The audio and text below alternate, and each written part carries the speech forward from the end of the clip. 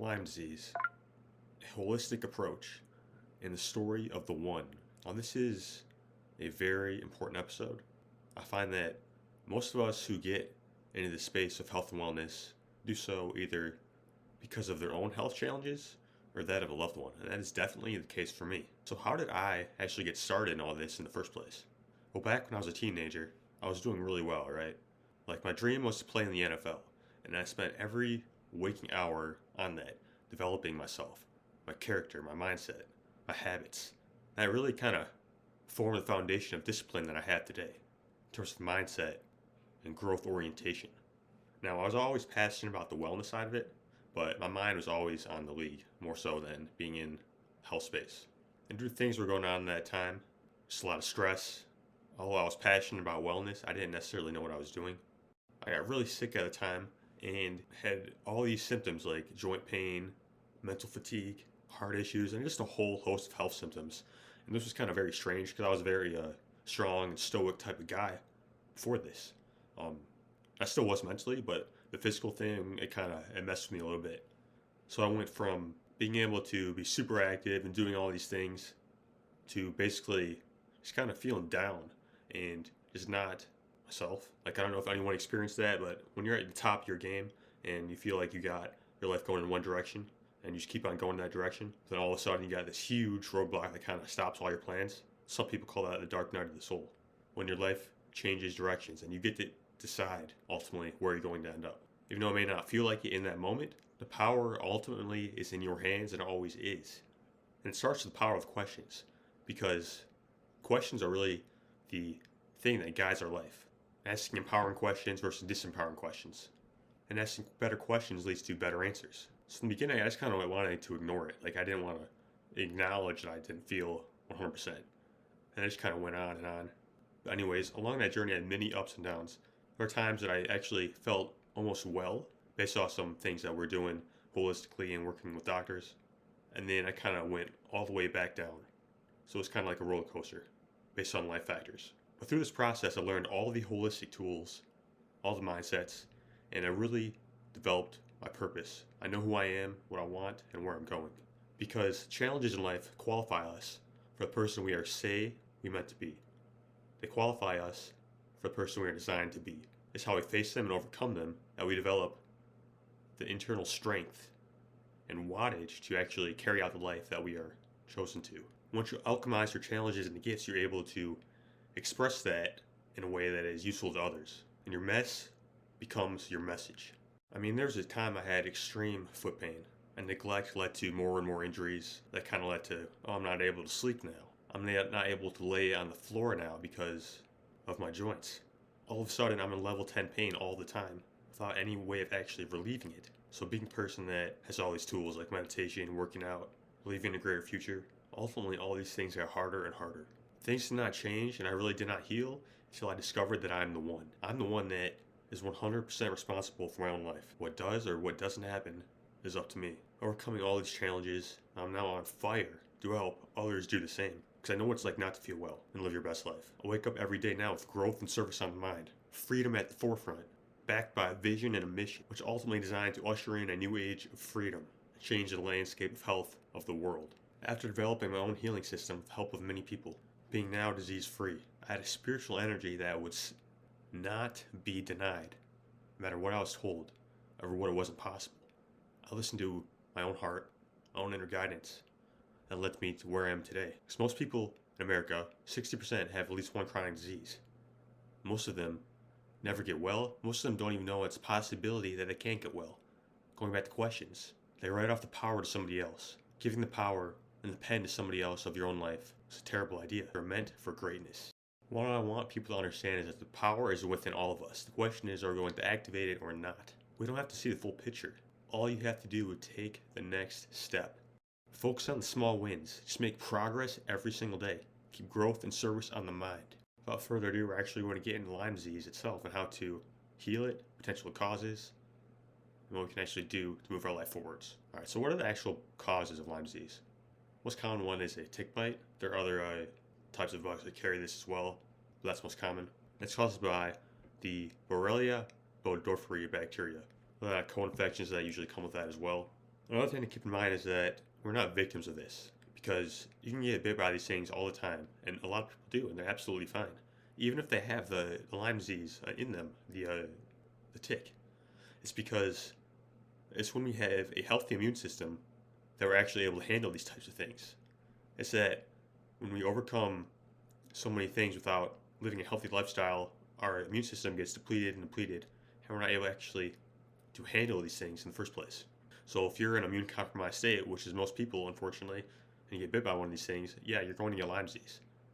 But the thing about it is that the bacteria, even if you're healthy, kind of due to the day, it kind of stays in your body. The bacteria, just your body's able to manage it with no problem, which is also known as a healthy immune system.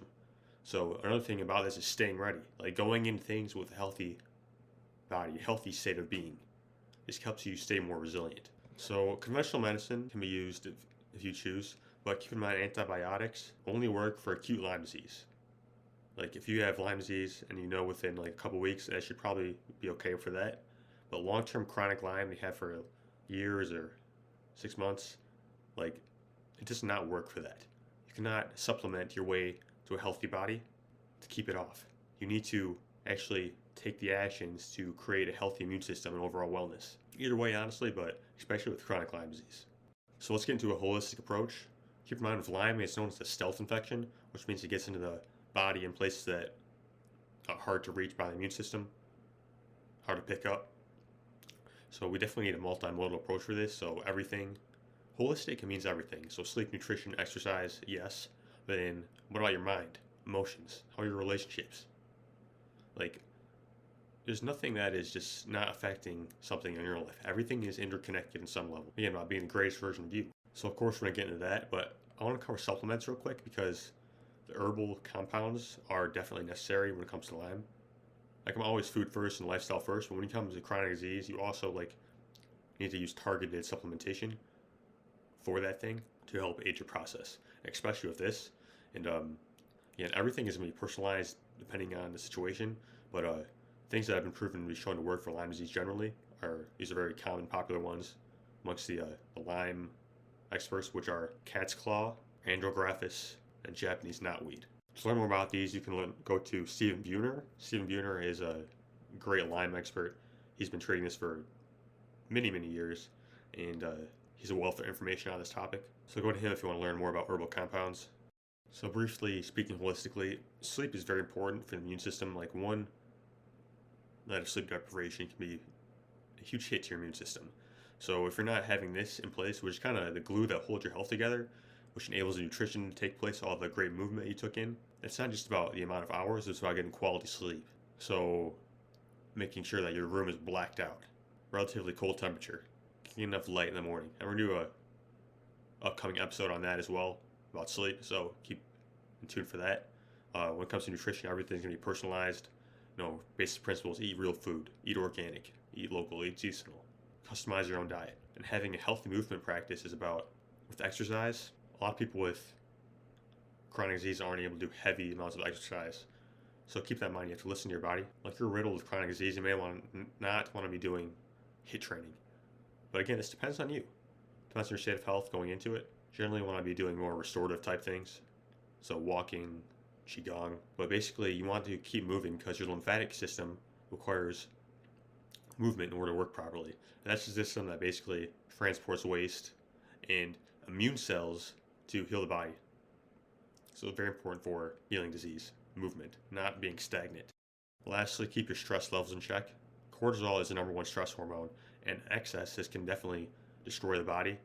And we need it in small amounts, it's very important, but having too much of it leads to chronic stress. And chronic stress is the number one cause of chronic disease. So things like yoga, meditation, prayer, all these things keep you grounded, and having a sense of peace is very important in terms of healing. Because you can do all the physical practices, but if you're in a terrible state of mind, you're just going to hinder the healing process and potentially halt it. Also, it's not about being perfect, it's about progress. So just do the best you can, moment to moment. The last section here is the mind. Now, there's something called the placebo effect. This is the positive injunction of a therapy that may not even involve a treatment. People believe that they're getting the treatment and they get well. And this happens 33% of the time. Like boggles doctors' minds. Like, how are people getting well without actually receiving a treatment. This goes with surgery as well. It's not just drugs. Like, they do a study, and people are told that they're given a certain drug, and it's just like a sugar pill, and it gives them all these things, but they believe so deeply in the process, the system, the authority figure, that they actually get the results they're looking for. This is a well-known phenomenon. Matter of fact, so much so that every single gold standard test they measure against a placebo. This is the power of our own minds. It's not that it's the thing, it's the belief. Because, like I said, every single thought we think creates correlating chemistry between our bodies. What people don't understand is the flip side to this, known as a nocebo. This is when somebody sees a negative injunction. Perhaps you only have 6 months to live, or you have blank disease, whatever. And oftentimes, those exact same things happen, even if they don't even have those diseases or symptoms. There's cases showing that people had cancer on a particular test, right? Or they're told they have cancer going into something, even though they absolutely do not, based on the study.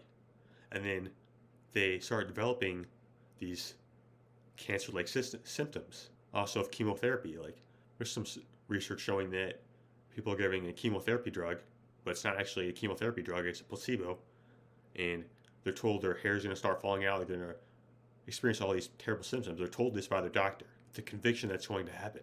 What do you think is going to happen? That shit actually happened. And it's just a sugar pill. There's countless situations like this. The moral of the story here is stand guard of the door of your own mind. Do not let things that are degenerative in your own mind. If something's not match the vision for the life that you want, then don't give someone else permission to write your own story. Pen is in your hands. No one else has the agency or to dictate how your life is going to go. Even though many doctors are well-meaning. Matter of fact, most of them are. But at the end of the day, they're not in your shoes. They don't know who you are. They don't know your life. And they don't make your decisions. If they're not acting as a coach to help you with your own goals, then find a new one. Power is in our hands. And when we decide to become a victor, not a victim of our own story, that's when we create real change. Because when we're bogged down in these negative emotions and energies, there's no energetic real estate for the positive questions come through with the positive answers, because the solution is always present. I like to say that. The questions are going to be receptive to or not. Because countless people don't know they can get well right now. They think they're going to be sick forever.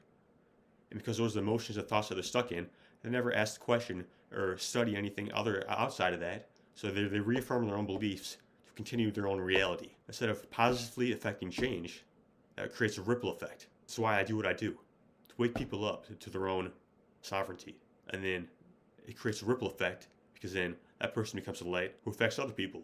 A lot of people who have like serious diseases, like this is the time to go within and to transform. The person that you went in having disease is not going to be the same having a different one. It's going to be upgraded because you're going to have an awakening of mind, body, and spirit. On the other side is the life that you dream of. Because people when they don't have this type of health experience, they don't necessarily understand at the same level as you. So leverage your challenges. Let them qualify you for the person you were designed for.